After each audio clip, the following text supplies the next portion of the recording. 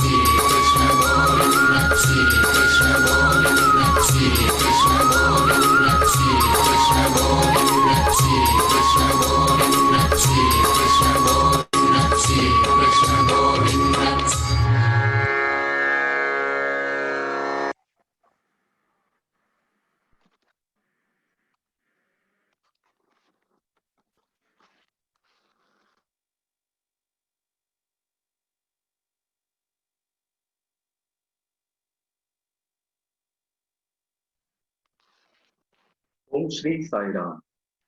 My most humble pranams to the lotus feet of Bhagwan Shri Satya Sai Baba. We welcome you all to the concluding session of this beautiful journey of Bhaja Govindam, explanation by Brother Subramanian Chidambaram. I hand it over to Brother Subramanian.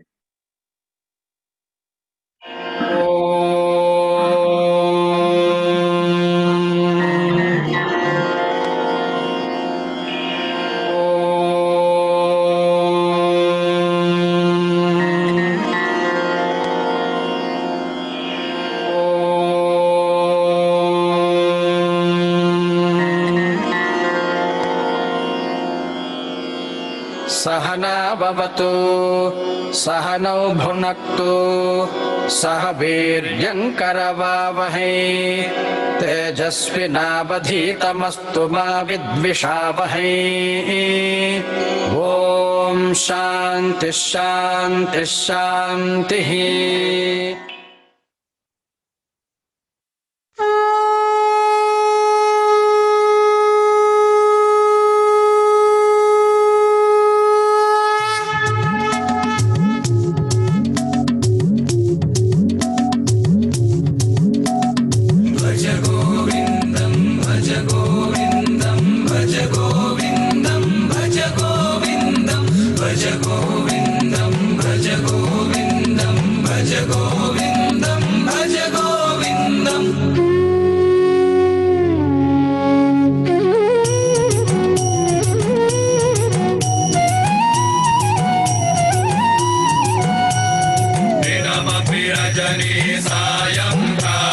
शिशिरवसन्तौ पुनरायातः कालक्रीडति गच्छत्यायुस्तदपि न मुञ्चत्याशावायुः।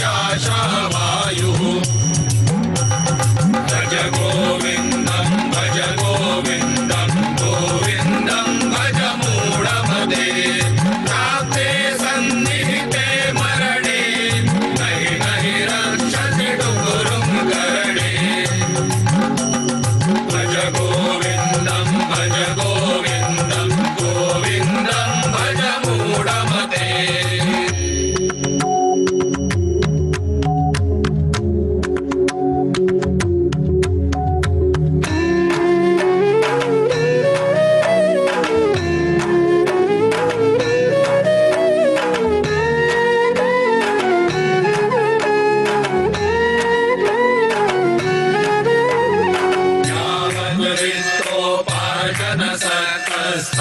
निज परिवारो रतः पश्चाद्धावति जर जर दे वार्तां पृच्छति कोऽपि न गे। भज गोविन्दं भज गोविन्दं गोविन्दं भज मूढमते। पीता किञ्चिदधीता गङ्गा जललवकणिका पीता सकृदपि यस्य मुरारि समर्चा तस्य यमः किं कुरुते चर्चा भज गोविन्दं भज गोविन्दं गोविन्दं भज मूढमते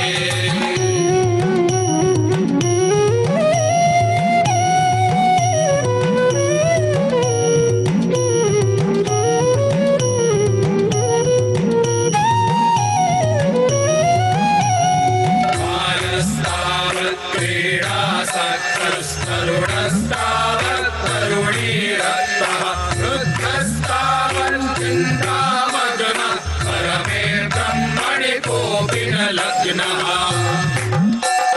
भज गोविन्दं भज गोविन्दं गोविन्दं भज मूढमते पुनरपि जननं पुनरपि मरणं पुनरपि जननी जठरे शयनम् इह संसारे खलु दुस्तारे कृपया पारे पाहि मुरारे भज गोविन्दं भज गोविन्दं गोविन्दं भज मूढमते भज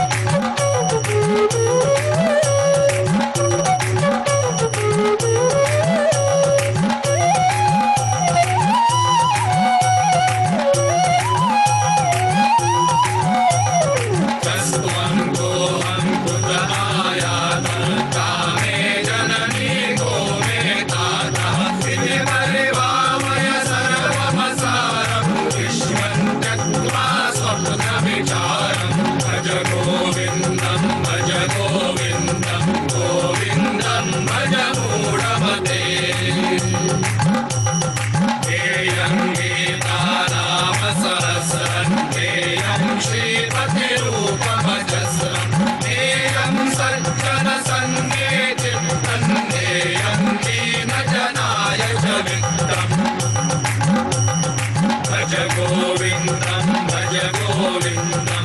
गोविन्दं भज मूढमते गोविन्दं भज मूढमते गोविन्दं भज मूढमते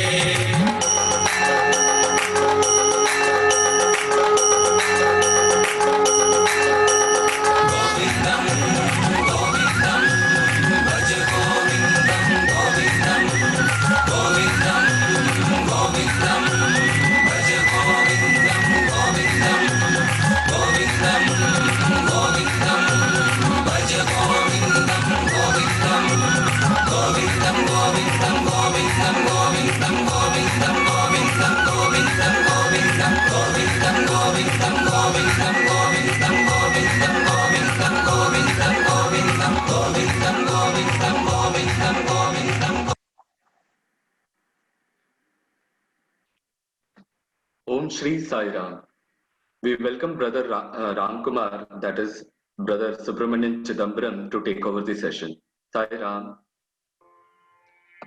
Sai Ram to all. I hope you're able to see my screen. Yes. अज्ञानान्तर्गहनपतितान् आत्मविद्योपदेशैः त्रातुं लोकान् भवदवशिखा तापपापच्यमानान् मुक्त्वा मौनं वडविडविनोः मूलतो निष्पतन्ति शम्भोर्मूर्तिश्चरति भुवने शङ्कराचार्यरूपाम् श्रुतिस्मृतिपुराणानाम् आलयं करुणालयं नमामि भगवत्पाद शङ्करं लोकशङ्करं सदाशिवसमारम्भां शङ्कराचार्यमध्यमाम् अस्मत् आचार्यपर्यन्तां वन्दे गुरुपरम्पराम्. Namaskaram to all. So yesterday we were looking at the second section of the second group of verses on the sadhana. So we will complete that section. We'll resume with that section. Now the Acharya says, what are the different steps? What are the different activities that you need to do when you are on the spiritual path? प्राणायामं प्रत्याहारं नित्यानित्यविवेकविचारं जाप्य समेत समाधिविधानं पूर्ववधानं महदवधानम्. Now he's talking about certain technical aspects. Before we go to those technical aspects, many of you would have heard Ashtanga Yoga. You would have heard the term yoga, which has been grossly misinterpreted today to only mean the asanas or the physical postures. But yoga doesn't mean that. Yoga is much bigger than that. The Yoga Darshana of Patanjali is much, much bigger. The Yoga Sutras of Patanjali are an entire step-by-step process of reaching the ultimate. Within that, there is a beautiful 8-step process that Maharshi Patanjali prescribes. This is known as the Ashtanga Yoga. What are these 8 steps? Yama, Niyama, Asana, Pranayama, Pratyahara, Dharana, Dhyana, Samadhi. So the objective is to reach Samadhi, is to reach that state of union or unison with your true self. And you start with Yama, Niyama. Yamas and Niyamas are the basic disciplines that you need to follow in terms of Ahimsa, Satyam, Brahmacharyam. These form the Yamas. The Niyamas are something like Shaucham, remaining clean, doing Swadhyayam, reading the Vedas, and so on. Asanas are the different postures that you need to maintain when you are doing different activities, and especially when you are meditating. So these are the initial aspects which need to be in place for you to progress ahead. Then comes pranayama, pratyahara. So this is what the Acharya is taking here and mentioning in this verse. Pranayamam means, prana means breath, your breathing. Ayama means control. So control of your breathing process is called pranayama. What is the benefit of controlling the breathing process? Our Shastras say that the breath is heavily interconnected with the mind and the thoughts. The same place from where the breath arises, the same source is where the thoughts also arise from. That is why you would have observed that when you are very disturbed in your mind, your breathing also becomes abnormal, right? When you are very confused, conflicted in your mind, when there is something really troubling your mind, your breathing also becomes abnormal. That is why they say take a deep breath, before doing something, so that when you take a deep breath, that affects your mind as well. That calms your mind, that elongates the process of thoughts. Lesser thoughts start coming in. So these are heavily interconnected with each other. And there are very, very various techniques of pranayama. This is not the focus of our discussion today, but the control of the breath, which is one of the sadhanas that we need to do. Pratyahara. Pratyahara is all your senses that are there. Your eyes, your ears, your nose, your tongue, your skin. All these senses are all outward. They are all outgoing senses. The indriyas, what you call them as indriyas, they are all outgoing. Because their duty is to capture the knowledge that is coming from outside and take that knowledge within and give it to the brain or give it to the mind, right? Take that knowledge and give it to the mind. So that is the duty of the indriyas. So they take everything and they give it to us. That is why they are outgoing in nature. For spiritual sadhana, it is very important that this outgoing mind becomes ingoing. This outgoing senses, they become ingoing. The connection with the external world has to be cut. This constant influx of information has to stop. Then only you can turn inwards. So that is pratyahara, turning your senses, turning your indriyas inwards. Then comes dharana. Dharana is, with these inward looking senses, you focus on your true self, on the Atman inside. That is dharana. But this focus doesn't become strong. You will try to focus, immediately it might go out again. Something else, you will get distraction, it will get distracted, you will get diverted. Again, you try to push it in, again it goes. So this is the process of dharana. Dhyana means this dharana becomes continuous. It becomes like the flow of oil. You know, like the flow of oil. If you see oil when it is dropping, without any interruption, it continuously keeps dropping. So like that, when that focus on the self becomes continuous, that is called dhyana. And that finally leads to samadhi. So here, the Acharya says, pranayama pranayamam pratyaharam nitya nitya viveka vicharam, thinking, discrimination between the nitya and the anitya. What is temporary and what is permanent? Having that knowledge, having that thought process, don't run behind the impermanent, run behind what is permanent. Think, evaluate everything with respect to its permanence. Only what is permanent is worth going behind. So nitya nitya viveka vicharam. Japya Sameta Samadhi Vidanam. Japya Sametam, here in a way he is referring to Dharana and Dhyanam. That is meditation with Japam. You start with Japam, that is the verbal form, and then slowly it moves inwards. Samadhi Vidhanam, then slowly it moves towards Samadhi. Kurvavadhanam Mahadavadhanam. All these steps are fine, but the Acharya says Kuru Avadhanam. Do it very carefully with caution. Kuru avadhanam, mahat avadhanam. With great caution, you must exercise these steps. They have to be guided by a teacher, by a preceptor, by a guru. Only then you should do. Under the guidance of the guru is what these all have to be taken ahead. Kastvam koham kuta ayatah kame janani ko me tatah iti paribhavaya sarvamasaram vishwam tyaktva swapna vicharam. This is the higher state. As you are progressing in your sadhana and you are doing the constant pondering on your true nature, you will reach a state where you have to ask these questions. Kastvam koham kuta ayatah. Who am I? From where have I come? I just appeared on the scene. One fine day I was there. Isn't it? If you try to recollect, and this is a beautiful sadhana in itself, try to recollect the memory, try to recollect how you were when you were in the womb of your mother. Do you have memory of that? How you were when you were in the womb of your mother. Do you have memory of that? Even when you were born, immediately when you were born, do you have memory of that? Maybe even up to 1 year old, do you have that memory? The memory itself starts appearing after a few months or a few years is when the memory becomes fresh in your mind, isn't it? So where did you come from then?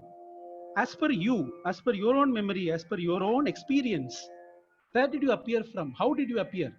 Kastvam koham kuta ayataha kame janani ko me tataha.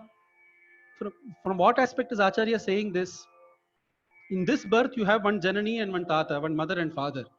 You had a previous birth also. There was another father and mother. You have a next birth also. There is another mother and father.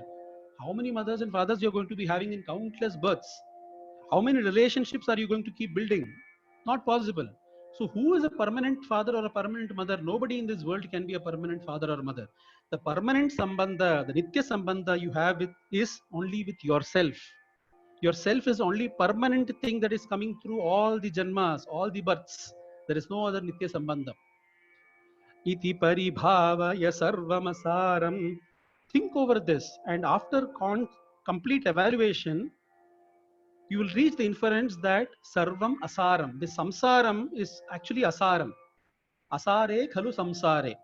There is no saram, there is no juice, there is no essence in this samsaram. Vishwam tyaktva swapna vicharam. Having thoroughly evaluated this, leave out the Vishwam. The Vishwam is of no big consequence because it has just appeared. Even when you were asleep, the Vishwam was not there. The world which you are seeing now was absent when you were sleeping. It suddenly appeared when you woke up again, it suddenly appeared, isn't it? So this Vishwam itself is just appearing and disappearing. So what is the point of considering that as true? Vishwam tyaktva, just leave this Vishwam. Swapna vicharam, it is just a dream that is happening, because the same things that you see around now are the same things that you see even when you are dreaming. Even in your swapna avastha, you see the same things. So what is the difference between that and this? It is another form. It's appearing in 3D, it's appearing more real, but the form is exactly the same. So leave the Vishwam as Swapna Vicharam and go ahead.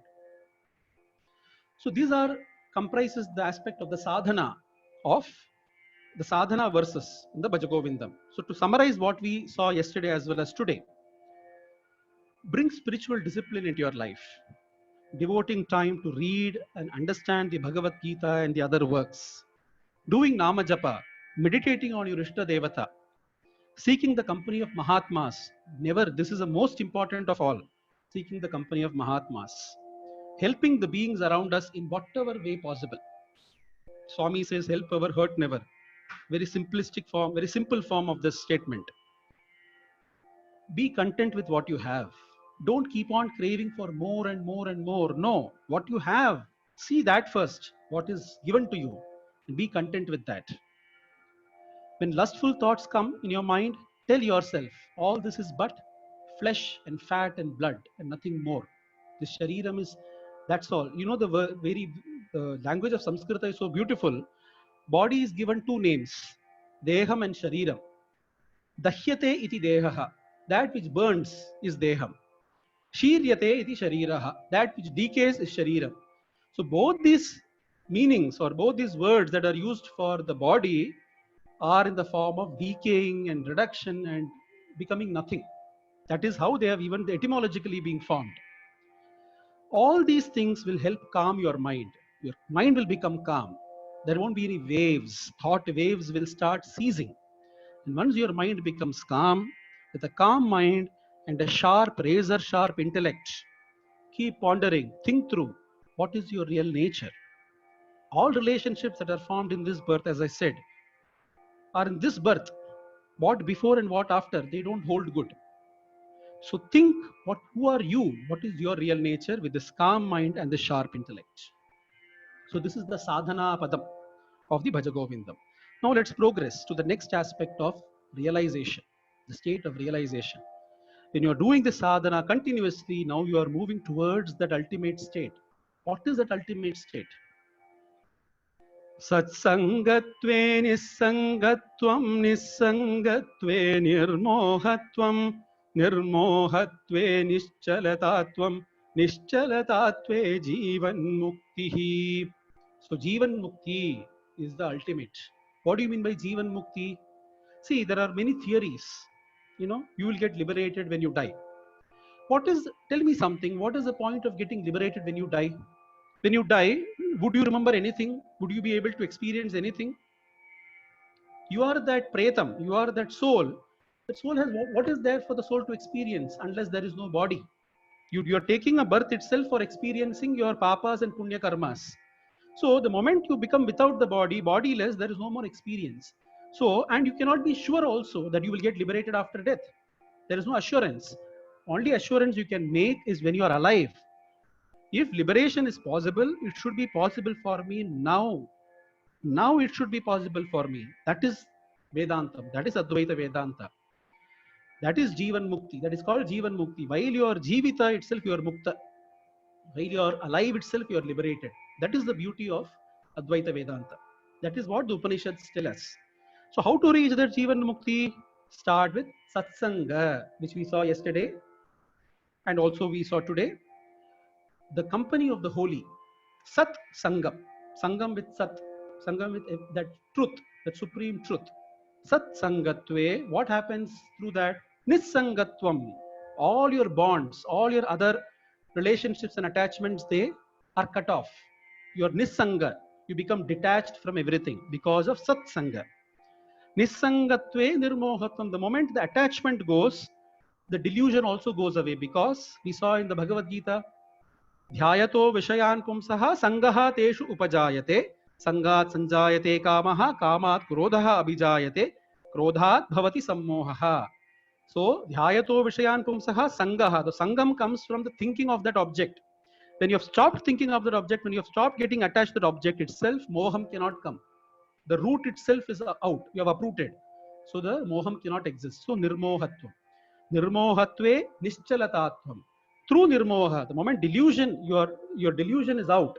You have a clear intellect. You can think clearly. Then you become calm, peaceful. Nischalata. Unmoving. You become the Nischala Deepam. The Nivata Deepam. That is unflickering in the wind. Nischalatatve, from the calm mind is what you will reach Jivan Mukti. That is what we saw in the summary also. So this is the step-by-step process, how you reach Jivan Mukti. वयसि गते कः कामविकारः शुष्के नीरे कः कासारः क्षीणे वित्ते कः परिवारः ज्ञाते तत्त्वे कः संसारः. Let's start with the last line. Jnate tattve kah samsaraha. The moment you have realized the tattvam, that principle, through this process, you have realized that supreme principle, the truth within you, who you are. Kaha samsaraha, where is samsara for you? You have become Jivan Mukta. So for a Jivan Mukta, there is no samsara. That means what? Is it that he will see a magical world around him? Is it that some horns come in his head? Is it that something different, magical happens? No, he sees the same world as you. He's seeing the same things around. He's looking the same. But outside everything is the same. Inside everything is different. The way you are looking at a situation and the way he looks at the same situation are different. His approach to life has changed completely. That is Jnate tattve kah samsaraha. There is no more samsaram for him because he has seen. He's seeing things as it is. He's seeing the reality of things. Just like he's giving three examples, three laukika examples from the world. Vayasi gate kah kama vikaraha. Kama vikaram, the lust, the desire and other things are okay when you are young, in your youth. Vayasi gate, when you have already lost your youth and your old age, what is the point of having the kama vikaram? You are no more capable of kama vikaram. You can't do anything with the kama vikaram. Shushke nire kah kasaraha. There is a lake, there is a pond. It is called a lake, no water. We have experienced this many times, we see, right? River with no water, lake with no water. So what is the point of calling it a river or a lake? That itself means there should be water, isn't it? So Shushke nire kah kasaraha. Kshine vitte kah parivaraha. When the vittam is gone, when the wealth is gone, where will the parivara be? He's referring to the initial shlokas that we saw, isn't it? There won't be any parivara if there is no wealth. Jnate tattve kah samsaraha. Guru charanambuja nirbhara bhaktah samsaradachirad muktah sendriya manasa niyama devam drakshasi nija hridayastham devam. Now the question is, fine, I have to attain that. Satsangam, everything is there. But I am lost. Who will tell me? Who will guide me on a step-by-step process? I need a guide. That is the Guru. The Guru is the guide. Guru Charanambuja Nirbhara Bhaktaha, the one who has surrendered himself. Nirbhara. He is completely dependent on the Guru, on the Charana of the Guru. Guru Charanambuja Nirbhara Bhaktaha Samsara Achirat Bhava Muktaha. Very fastly he will cross the ocean of samsara. Very fastly he will move across samsara. Sendriya manasa niyama devam. With the indriyas and the mind and everything controlled. With the help of, under the guidance of the Guru, he will be able to control all this. Drakshasi nija hridayastham devam. He'll be able to see the Deva, that Supreme Lord, who is hridayastham, nija hridayastham, in his own heart, in his own interior, at the center of his own being. The Lord is there, present in his own being. God is not outside, God is inside. Kadavul, we say the term used for God in Tamil is Kadavul. Kadavul means what? Go inside. Kadavul, kada, go inside. So Drakshasi, he will see that Lord when he is under the guidance and the blessings of the Guru. There is a beautiful story here of Acharya and his student Giri. So there was a student called Giri who was very much,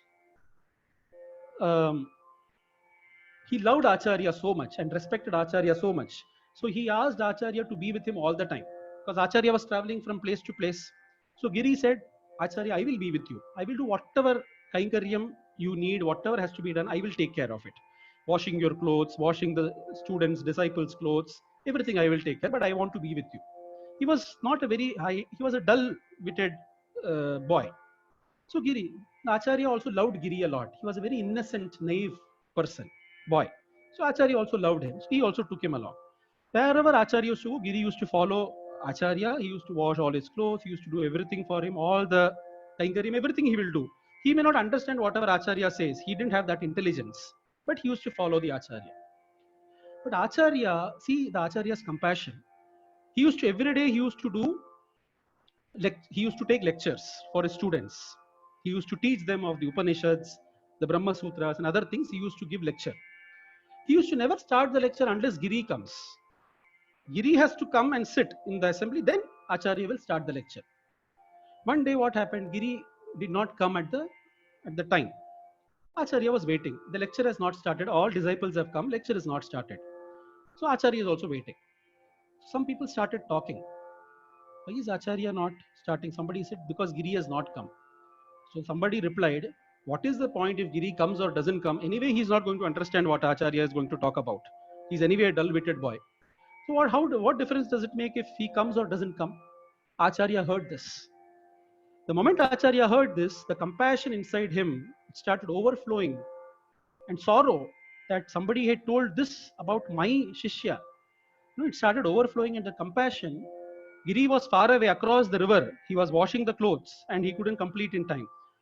At that time, Acharya closes his eyes, and through intuition, through his yogic power, he transfers Medha Shakti to Giri. He transfers the Medha Shakti to Giri just by closing his eyes. And Giri immediately, he becomes Medhavan. He becomes supreme. He realizes, he has already realized the supreme. That very moment he has realized Brahman. He becomes enlightened. And from there, he is crossing the river, singing the glory of Acharya. Vidita khila sastra sudha jalade mahitopanishad kathitartanide nidhaye kalaye vimalam charanam bhavashankara deshikabe sharanam. This Totaka meter, he chants 8 shlokas and he comes towards Acharya. And he falls at the feet of Acharya and he says, Bhavashankara deshika me sharanam. Oh Lord, what is it that a guru cannot do? This is the greatest example of what the guru can do. Even if the Shishya is not capable, he is not qualified, the guru can still give him enlightenment. That is the greatness of being at the feet of the guru. Guru Charanam Bhuja Nirbhara Bhaktaha. The moment I read this line, this story always appears into me. Suramandira taru moola nivasaha shayya bhutalamajinam vasaha sarva parigraha bhogatyagaha kasya sukham na karoti viragaha. So this person who has attained this enlightened state, this enlightenment, how does he live? How is he living? Suramandira taru moola nivasaha. He's either probably living in the temple of the place, or he's living under a tree. Shayya bhutalam ajinam vasaha. He's on the night, he is just sleeping on the ground, bare ground. Ajinam vasaha, whatever he can find, the hide of a dead deer or a dead animal, he will just take that and wear that. That's all, nothing else. Sarva parigraha bhogatyaga. He has renounced everything, all his parigraham, all his possessions, and all luxuries and comforts he has renounced. Kasya sukham na karoti viragaha. This kind of viraga means one who is detached from everything. One who has no attachment to anything is viraga.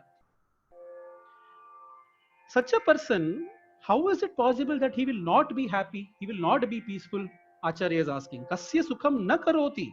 He will be sukham. He will be sukhi only. Because see the beauty of it. One who is not attached to anything, he has got no expectations. The moment there is no expectations, there is no disappointment. Neither disappointment nor anger, hatred, excitement, nothing. Because there is no expectation. He is doing it as his duty. He is doing everything as a duty. That's all. There is no attachment to it. There is no attachment. Because there is no attachment, all these things follow. So the viraga is the king of the world. He is the emperor of the world because he owns everything. Because he doesn't need anything. The moment you don't need anything, you become automatically the emperor of the world. That is the beautiful, that is the formula, that is the rahasyam of karma.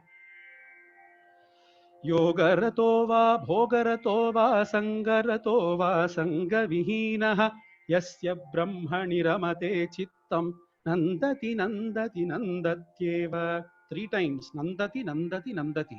Nandati means he's happy, he enjoys. 3 times Acharya is saying, that means definitely he does. Who? He could be a Yogaratha, means he could be a yogi. But not necessarily he should be a yogi. Is it that only yogis will attain the supreme? No. Bhogaratova. He could be in between samsara. He could be a grihastha, enjoying everything day in and day out. He could be a grihastha. Sangaratova. He could be in different sangas. He could be in different relationships, or he could have left all his relationships and is somewhere in the Himalayas doing meditation. It could be either the sannyasi or the grihastha. Doesn't matter. Yasya Brahmani Ramate Chittam, whose mind is constantly involved in Brahman, in that supreme. Yasya Brahmani Ramate Chittam, who constantly enjoys being with the Brahman. Nandati, Nandati, Nandati. He alone enjoys. So there is no classification that this is what it should be, that is what it should be, nothing of that sort. रत्याचर्पट विरचित कंथः पुण्या पुण्य विवर्जित पंथः योगी योग नियोजित चित्तो रमते बालोन्मत्तवदेव. That person, Ratyacharpata Virachita Kantaha. What is the clothing that he needs? Any rag that is available on the road, somebody has left it, he will wear it and go away. There is no need for him for any clothing. Punya punya vivarjita pantaha. He is walking on a path where there is no punyam or papam. This is another important thing that we need to know. We are always bent upon, doing punyam, you should do this. That is not, ultimate thing is no karma, either punyam or papam. Because if you do punya karma, you have to come back again to the world to take the benefit of punya karma. If you do papa karma, again you have to come back to the world to take the benefits of, or the non-benefits, disadvantages of papa karma. So whatever karma you do, you have to come back to the earth to enjoy its fruits. So what is the duty? Your duty is to do karma without going into the punya or the papa category, to remain neutral. That means you are not bothered. Let the karma do anything. I will surrender everything to the Lord as an offering to the Lord. Sarvadharman parityajya mamekam sharanam vraja. Surrendering everything to the Supreme Being without thinking about it of punya or papa. Punya punya vivarjita pantaha. Yogi yoga niyojita chittaha. That yogi is constantly in touch with the yogam inside, with that he is constantly in union with the Supreme who is inside. Ramate balon mattava deva. He constantly enjoys. He's always happy.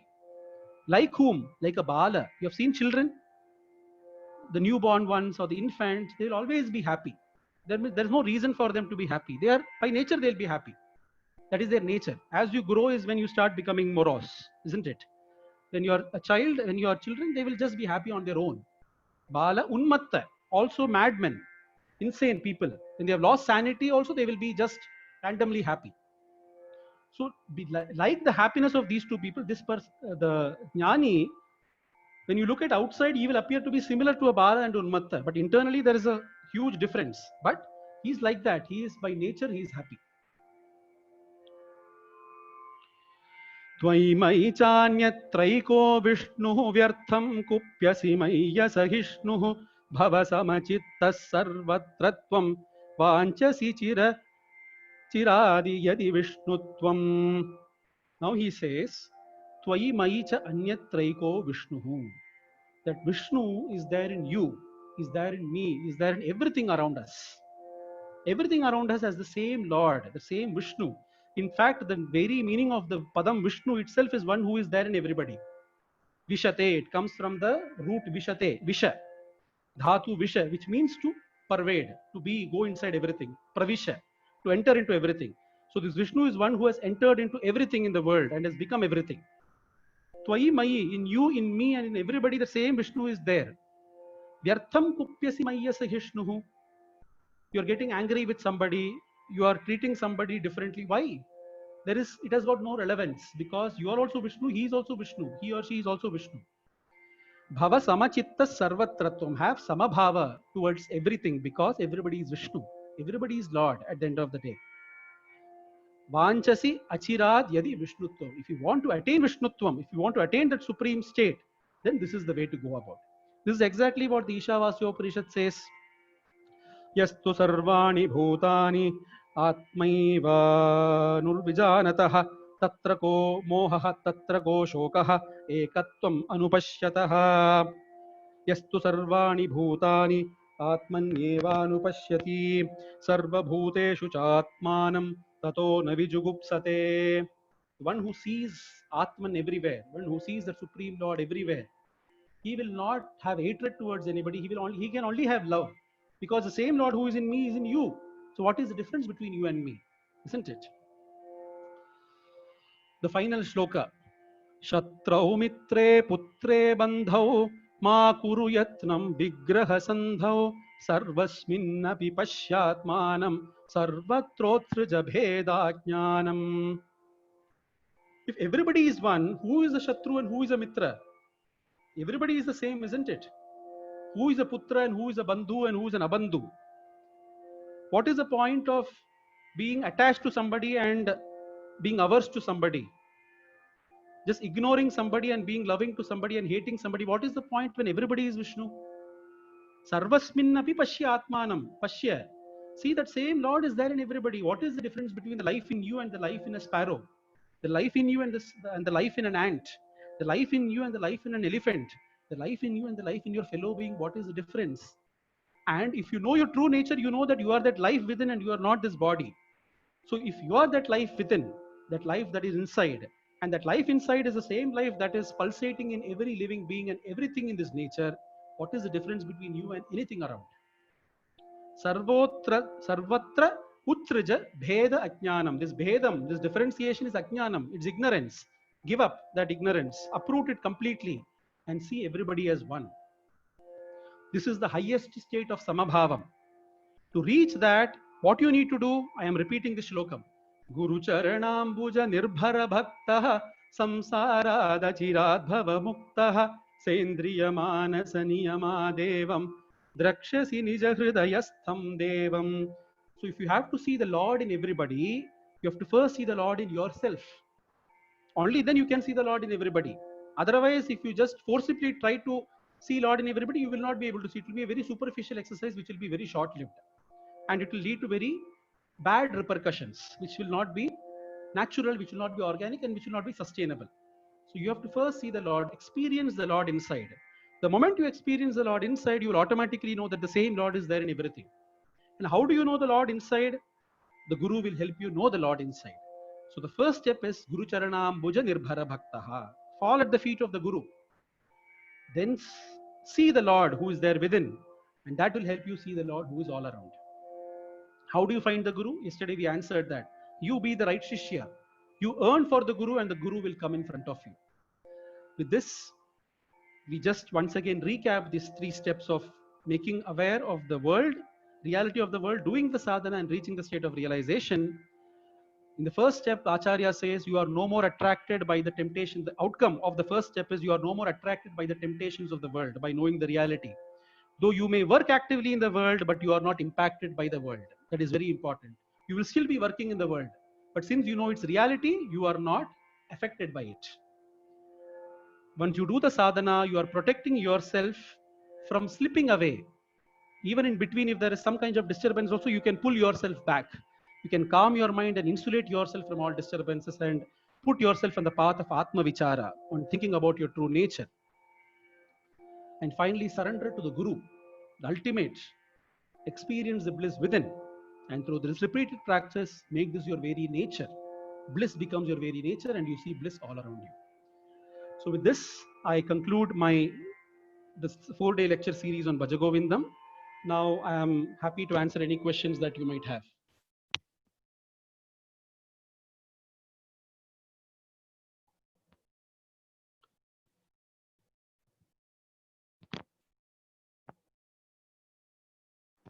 Are you able to hear me, Sabish? Sairam, yes. Okay. We will have a small clipping, like a melodious voice of Bhagwan actually singing Bhaja Govindam. Sairam. Bhaja Govindam, Bhaja Govindam,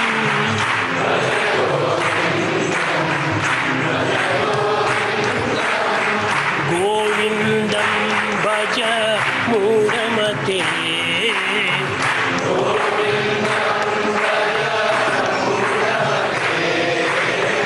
गोविन्दं भज मूढमते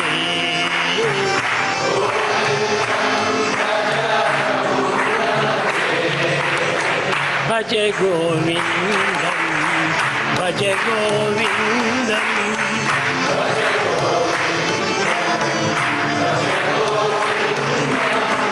गोविन्दं भज मूढमते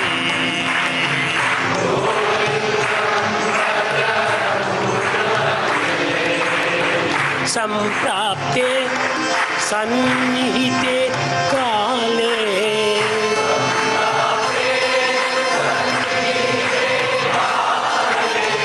सम्प्राप्ते सन्निहिते काले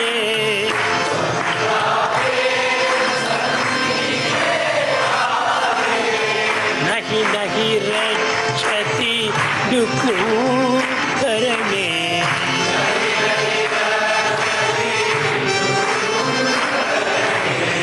नहि नहि रक्षति दुःखकरणे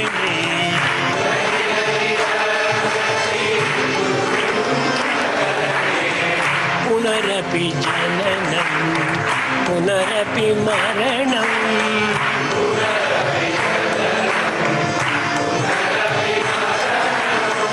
पुनरपि जननं पुनरपि मरणम्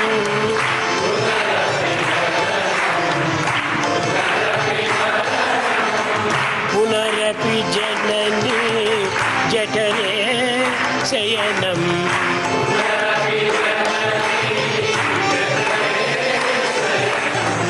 पुनरपि जननी जठरे शयनम्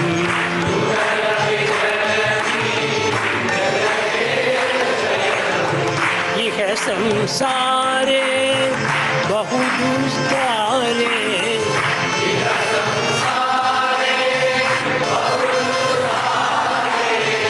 इह संसारे बहुदुस्तारे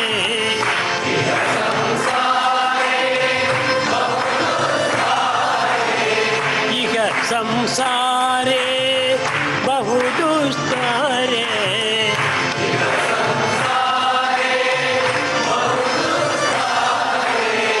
कृपया पारे पाहि मुरारे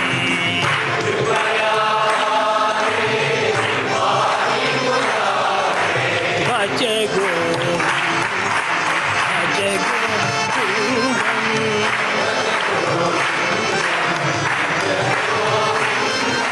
भज गोविन्दं भज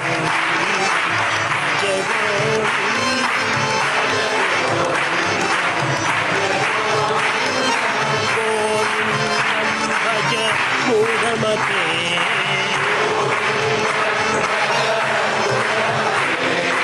गोविन्दं भज मूढमते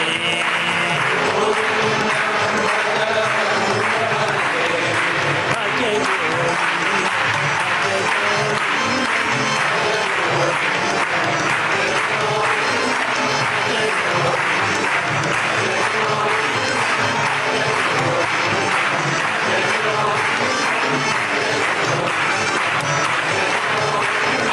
गोविन्दं भज मूढमते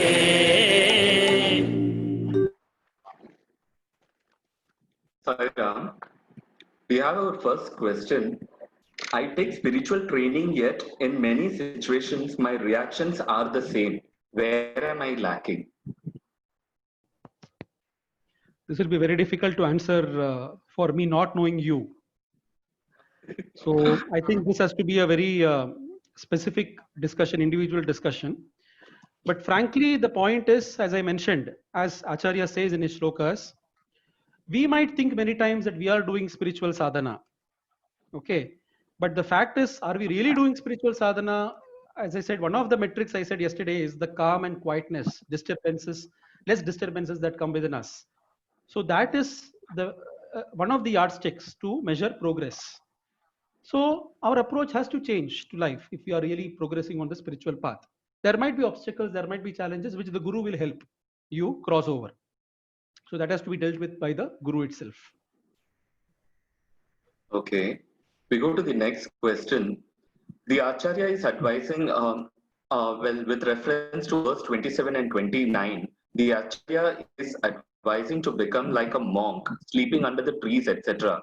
But 28 says a person can be doing any kind of work. Correct. See, there are two aspects. See,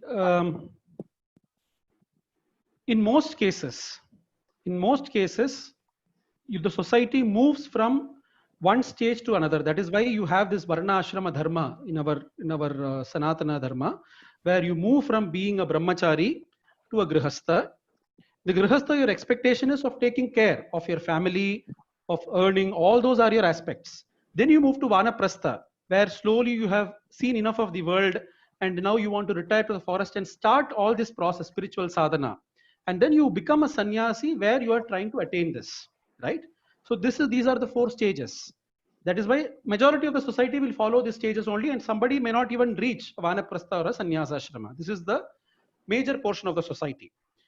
So for such a society is what he is saying, that even if you are a grihastha, even if you are wherever you are, you can all attain that final, that, as I said, the right to liberation is for everybody.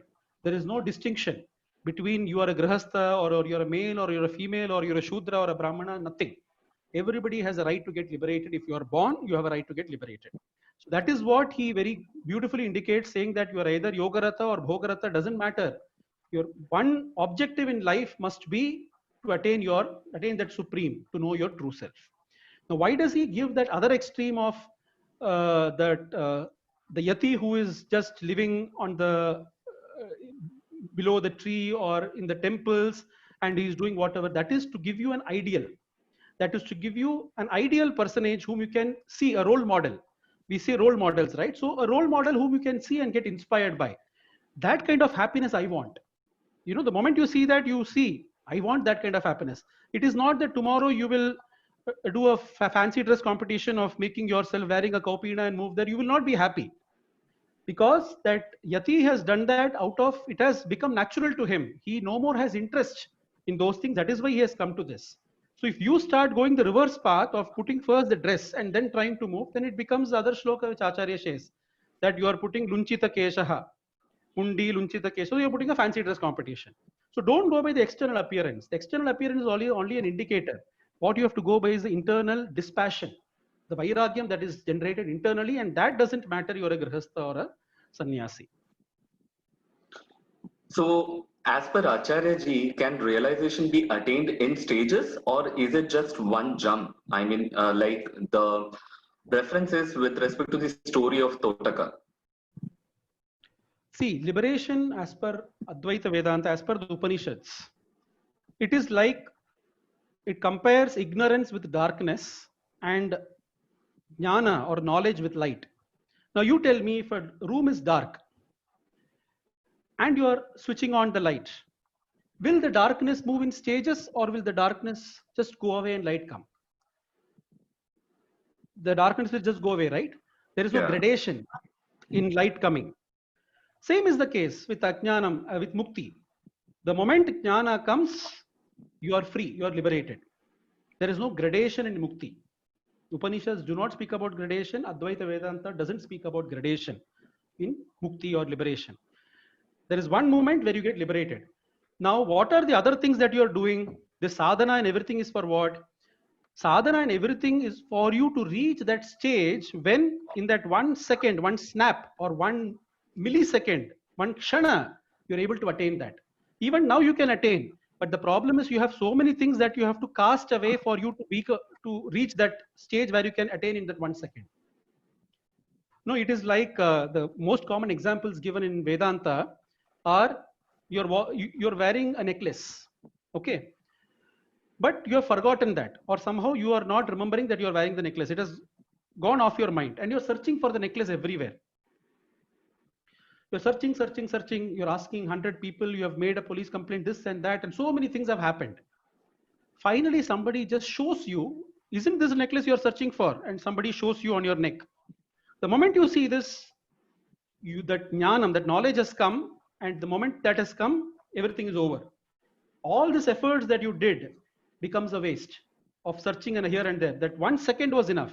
But for that 1 second to strike you, you need to reach a stage, reach a level, maturity of the mind, which can accept that one message or that one kshana from the Guru, that one upadesha the Guru gives, and you are able to see it.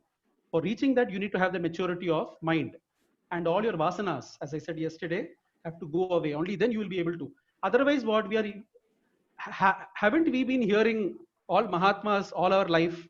We have heard upanyasams from so many people. If that was the case, we all should have become realized by now. We have heard so many lectures. Now also we are hearing. We have heard so many lectures from so many people. We read so many books written by Mahatmas. But then why are we not realized yet? We will not become realized unless and until you reach that maturity, that level. Once you reach that maturity, a book is enough to give you liberation. A word you read in the book, a word you hear from somebody is good enough to give you liberation. So liberation is not gradation. There is no gradation. It's a instantaneous thing that happens. Now we go towards the next question. Ramakrishna Paramahamsa had to give up on Kali.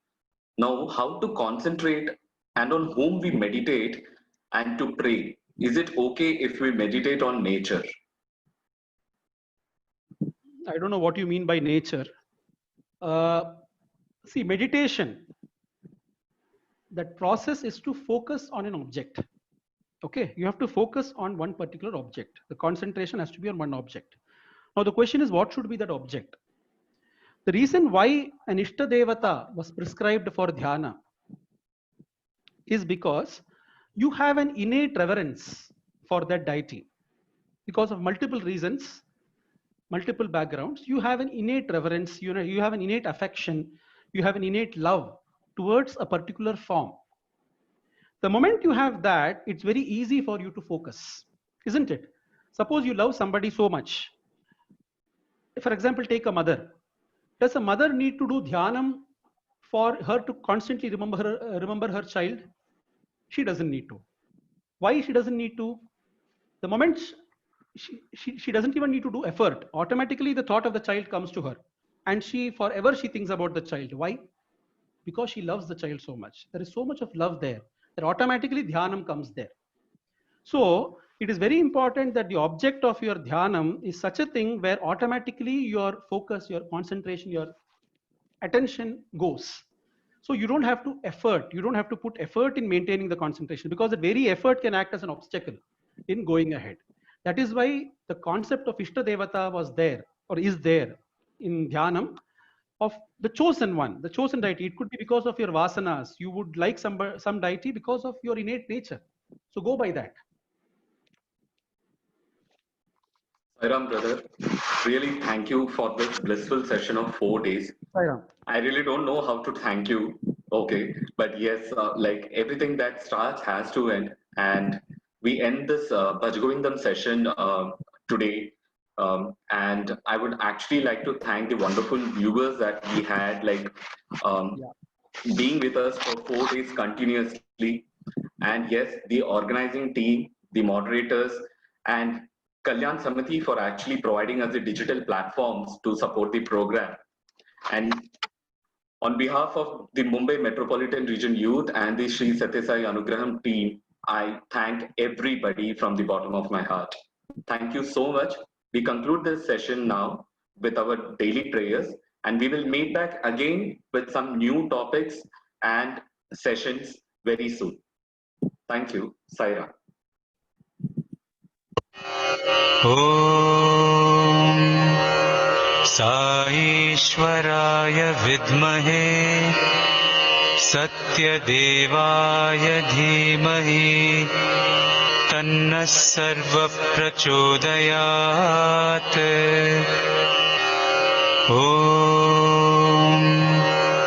साईश्वराय विद्महे सत्यदेवाय धीमहि तन्नः सर्वप्रचोदयात्। ॐ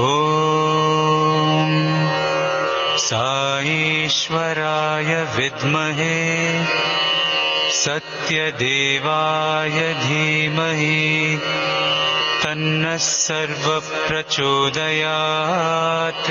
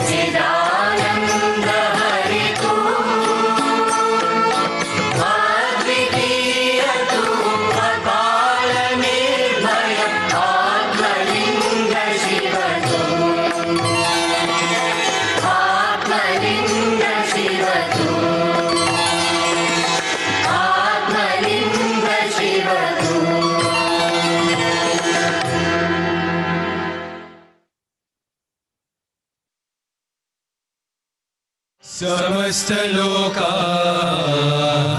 सुखिनो भवन्तु। समस्तलोका सुखिनो भवन्तु। समस्तलोका सुखिनो भवन्तु।